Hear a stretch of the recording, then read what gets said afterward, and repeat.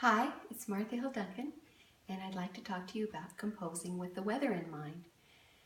For those of you who haven't composed before, or are teachers who are helping people learn how to compose, the weather and climate is a fantastic starting point. Lots of drama, and the piano provides crashes and exciting glisses. The pedal makes sonorous sounds that you can't get with another instrument, and because it's a percussion instrument, we can have lightning, thunder, winds. It's very exciting. So today I'd like to take you on a little tour of my Precipitations, which is a collection of pieces about the weather. And I'm going to tell you how I've thought about writing them. They're really sound explorations, not a lot of melody, more soundscapes, and almost as if I'm making it up as I go. So when people perform them, I like to tell them, pretend that you're writing it as you play it, and then you'll get the effect that I was looking for. The first piece I'll tell you about is called Drizzle, and when it's drizzling outside, you kind of feel a little bit melancholy, a little bit under the weather. It's kind of bittersweet. You're kind of glad to be inside with a book or next to the fire, but you really don't want to be outside. It's a little damp. So my drizzle, how I devised it, is there's lots of sighs and wistfulness. You're not quite sure if you're unhappy or happy, but you'll hear it in the melody. So this particular one-page piece is a little jazzy. It feels a little bit kind of bittersweet, and the melody is all in the right hand against chordal changes, sevenths, and lots of sixths. And I use two-note slurs and change of rhythms to kind of give you that heavy weather feeling. So you can hear.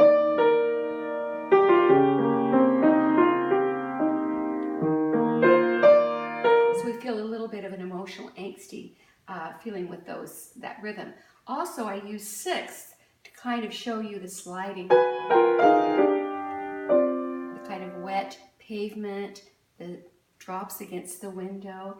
And at the end, I have a little bit of a surprise, just a change of tonality to make you feel like you're kind of getting into that place of the drizzle and kind of accepting it. Here we go, Drizzle.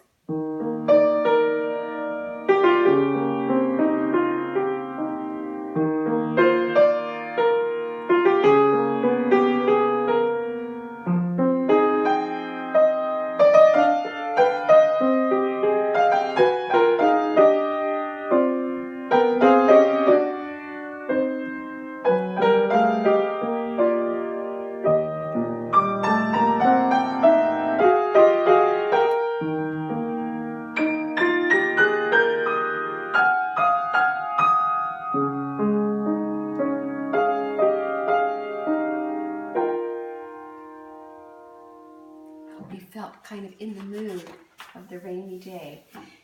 Next is sun shower. It's the exact opposite. The sun is shining, it's a beautiful day, and all of a sudden it starts raining. Always this gets a smile from me when I'm outside, and oftentimes you get rainbows when there are sun showers. The opening is very sunny. I've used major chords with the addition of the second to give a sunnier, brighter sound. And then when I get into the rain, lots of patterns where the sun comes peeking through. But I didn't write it with a melody in mind. Really, it's just pattern, sound, and occasionally I turn it into a little bit of melody. So hopefully you'll stay interested. Okay, here comes the beautiful sun.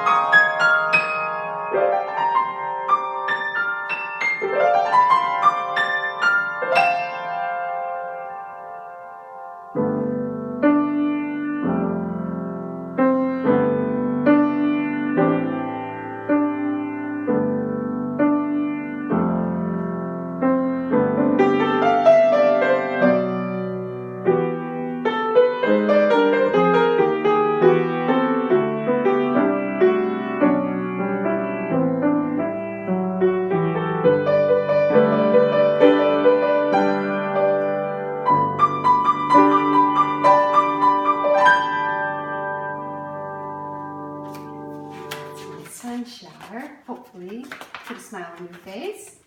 The next piece is called Dry Spell, and I grew up in Texas where it can be very dry for long periods of time, and we call them droughts, and the earth is cracking. I imagine a farm where the windmill is, you can hear it, kind of blowing in the wind, and a door against a shed, metal shed, kind of going back and forth. And I also imagine some insects here. Things are starting to kind of wither away, and they're praying for rain, they're wishing for rain, and they get false hopes of dark clouds moving in and then back to no rain. So hopefully you'll hear all that. I do it I get the sound I wanted by having a major chord in the left hand against the minor A minor in the right hand. And so I do that juxtaposition to get that expectant, hopeful but nothing happening sound. And then for the insects and the kind of foreboding, not knowing what to expect, I use chromatic with the pedal down to give us that sense of buzzing. And then finally, when the clouds start filling up, I use a complete contrasted romantic sound so that I feel like there's hope.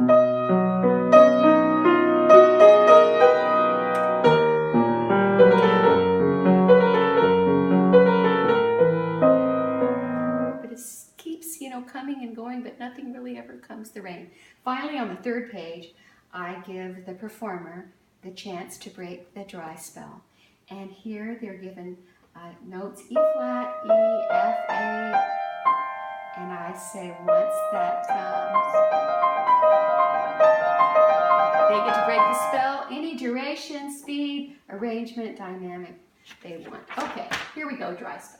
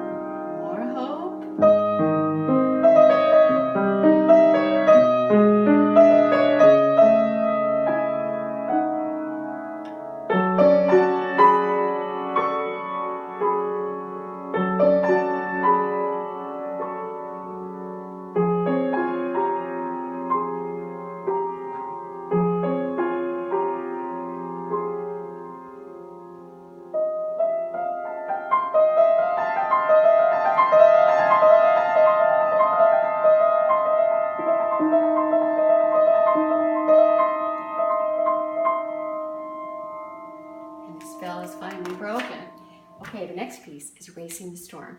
And actually the artwork on the very front of the book is a big painting by a friend of mine called Judith Clinton. And she has done this beautiful landscape of Kenya with 3 horses going across the landscape. And the title of it is Racing the Storm. And I love being inspired by artwork, and it brings all kinds of images to my imagination, and I just kind of go crazy with it. This, seeing those 3 horses, I figured they needed a good gallop, so this piece is probably the longest, and I won't play the whole thing, but I'll give you an idea of how I created it. The left hand is in a black key.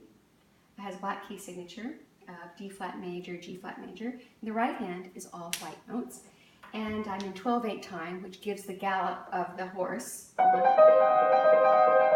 And also, this piece doesn't have a melody either. It's really an exploration of sound, and I'm trying to explore just changing one note or another fifth or the left hand to give different quality of emotions for the, coming storm. So hopefully you'll get an idea of this. And also, I use a lot of subito pianos and crescendos over long periods of time.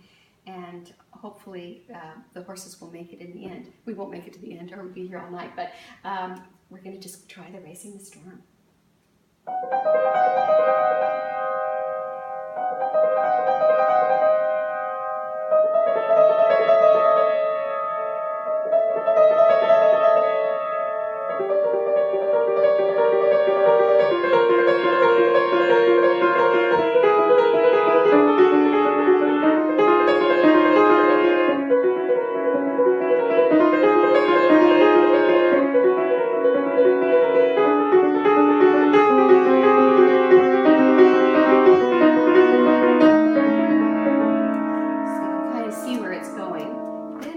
I have long patches at the end where I have longer harmony that stays the same. For instance, on this page here.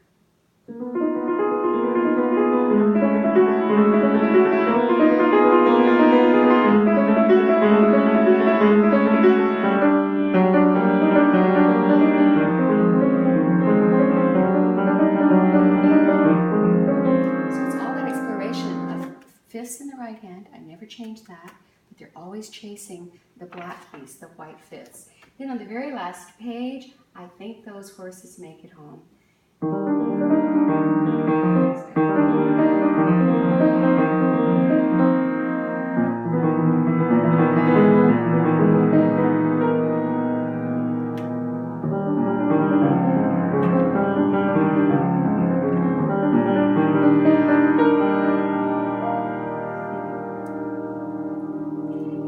Piece is called Hail, and for some reason my hail became soldiers. I don't know why it felt like soldiers, but the direction is percussively, and I've taken again the fifths. If you'll notice, I've used fifths throughout the piece except in the very beginning one, and the idea is that when I made this collection, I want the sounds to be similar. I want it to feel like they belong to a group, and so when I'm composing, I try to choose things that are similar throughout so that you actually have little moments where you think, oh, I've heard that before, because we want it to all be part of a collection and not feel like it's disparate, like apples and oranges. I want it to be all together, even though the tempos change, the directions change, the timings change, the rhythms change. I want that sound to still be there, that feeling of the soundscape, the weather. So in this hail, you'll see big hail, done again with fifths, but this time I go from the black to white within both hands. I could have done it, but then I don't get the drama and the pulling along with the soldier's march there. And also I use the seconds to give you that biting sound. As well, for the little pieces of hail, I've used quartal harmony, which are all fourths, so that gives me that spiraling, hail coming out of the sky business. So I'll do my best to give you hail here. Let me see if I can get the pages open. All right, so here's hail.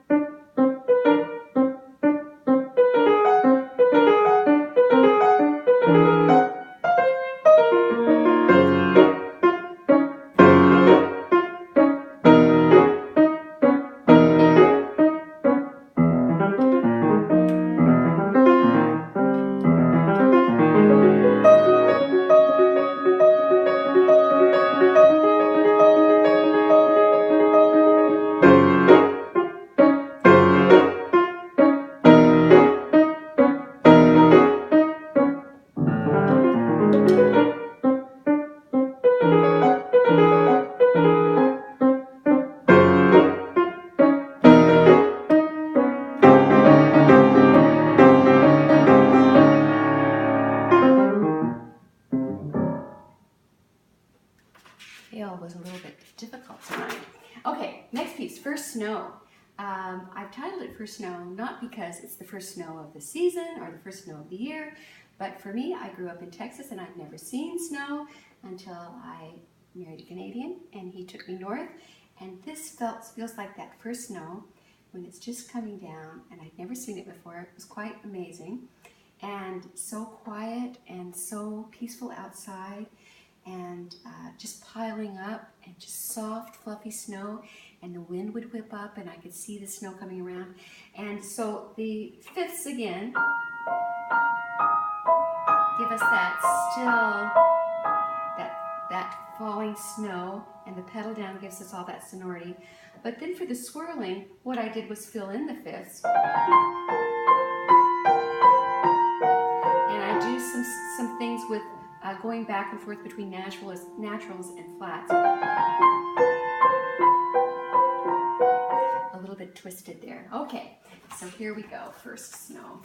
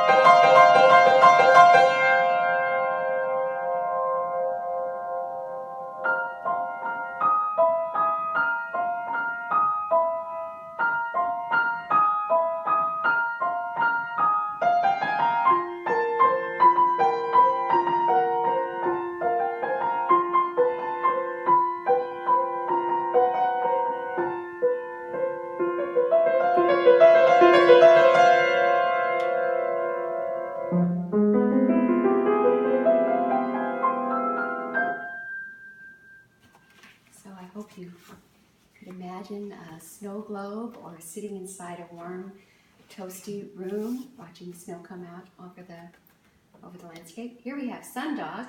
This is a crazy piece. It was a failed choral piece. Sometimes people wonder how I get my ideas. This was originally supposed to be a very spiritual piece for choir, and somehow it didn't work. There were lots of hallelujahs in there, but somehow I wasn't able to get it work. And funnily enough, it has lots of seconds in it and uses some fifths, and it feels like kind of a spiritual experience in the sky. And a sundog, if you don't know what a sundog is, in a cold, clear sky, sometimes you'll get the original sun, and you'll get this kind of refracted light, and you'll get two imitation suns on either side. So in this sundog, I have some 3 against 3, 3 against 2, and building up to the end where the sundogs appear. The sundog appears in the sky. And I hope it feels cold to you and clear. All right, here we go. And this is the failed choral piece.